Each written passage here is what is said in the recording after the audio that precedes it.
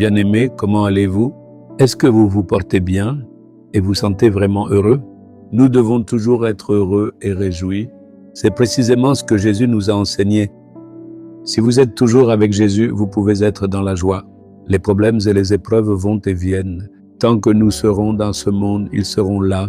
C'est par la grande grâce et la puissance de Dieu que nous pouvons être joyeux au milieu de tout cela. C'est pourquoi nous avons besoin de Jésus-Christ. Ce n'est possible qu'avec lui.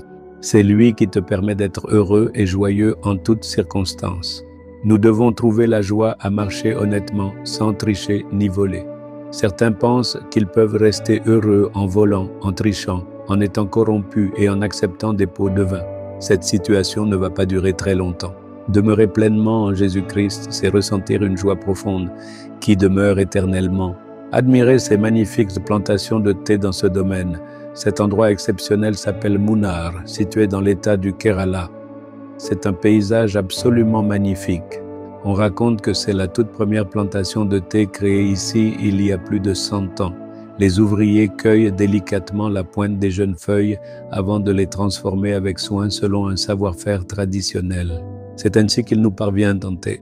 Ils fabriquent de nombreuses variétés de thé. N'est-ce pas merveilleux que Dieu ait créé cette plante et ait permis aux hommes d'en faire une boisson? La création du Seigneur est vraiment merveilleuse. Le Seigneur n'a-t-il pas créé tant de choses magnifiques? Pour le bien de l'humanité, l'homme ne peut que les entretenir, les préserver, les protéger et en profiter pleinement. C'est tout ce qu'il peut faire. Il ne peut pas créer une chose nouvelle comme celle-ci. C'est le Seigneur lui-même qui est le Créateur. Sais-tu quel est le message que ce même Seigneur a pour toi aujourd'hui? Psaume 46, 7. L'Éternel des armées est avec nous. Le Dieu de Jacob est pour nous une haute retraite. Il y a un nom donné à notre Seigneur, le Seigneur des armées. Armée signifie armée, une grande armée. Il est aussi appelé le Seigneur des armées. Dieu lui-même a-t-il une armée? Il a des millions et des millions d'anges comme armée.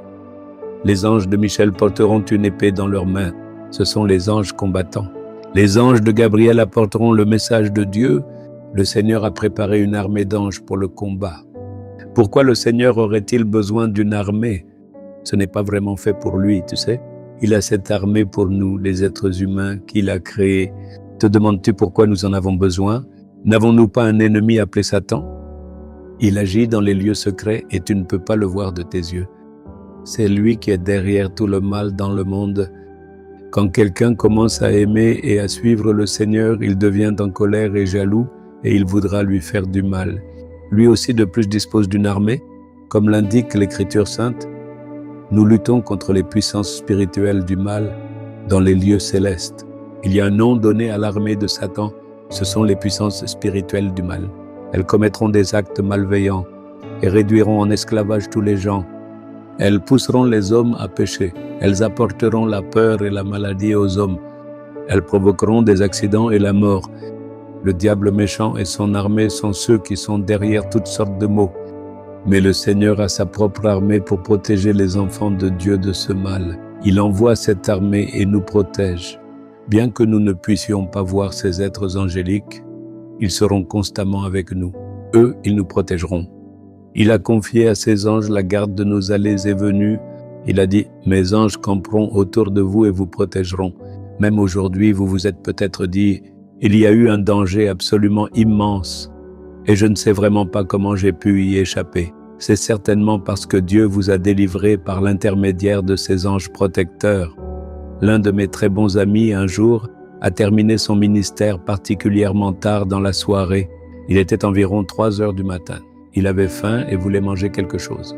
Il est donc allé dans un hôtel et s'est assis là-bas. Il y avait 2 ou 3 personnes dans cet hôtel.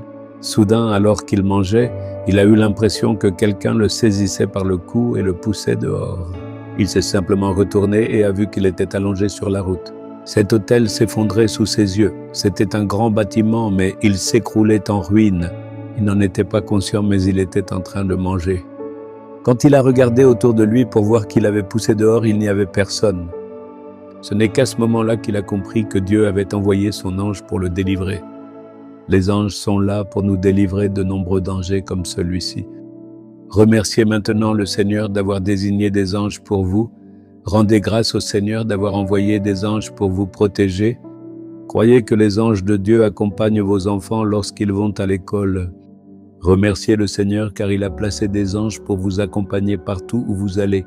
Alors, sachez que vous serez désormais et pour toujours placés sous sa divine et bienveillante protection. Tu as gardé ses armées pour me protéger. Merci pour ton amour par lequel tu fais que tes anges me protègent et me guident chaque jour. Tu protèges avec bienveillance et tu guides fidèlement tous ceux qui croient fermement en cela. Protège-les et guide-les encore aujourd'hui avec ta grâce. Au nom de notre Seigneur Jésus, Amen, Amen.